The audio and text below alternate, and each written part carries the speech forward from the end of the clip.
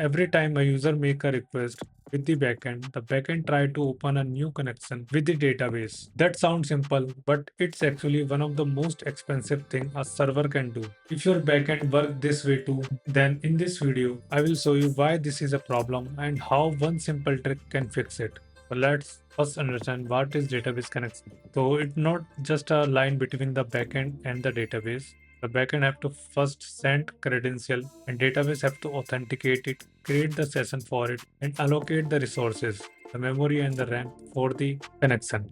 After that, the connection is ready. Then the actual query is started. The backend send the query to the database, and database have to process the query, retrieve the data from the database, and then send the result back to the backend. Then backend have to close the connection. If you notice, only these two processes are actually work. Other are just overhead, as what we need is the data only. As you can see now, this is the problem right now. As you notice, only two of the processes are actually work. Other are just overhead in the phase one. Now imagine all these processes are happening for just one request. That's fine, but real app don't get only one request.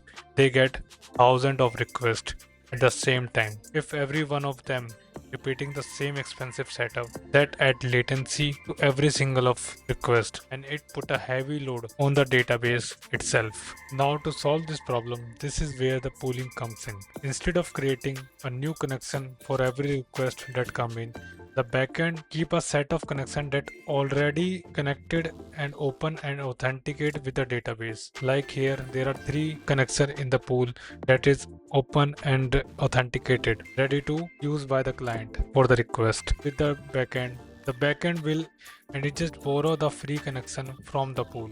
Here is the same request with the pooling. The app asks for the connection from the pool itself and get one instantly, whichever is free. There is no setup and no authentication needed because the backend already set up the connection and authenticated by the database.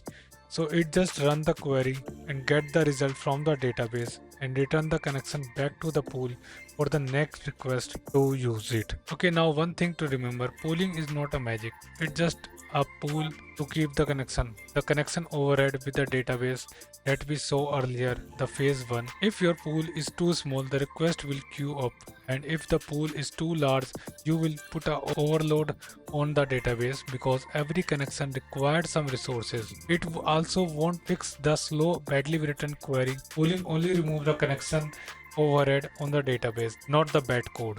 Okay, that's all about the connection pooling.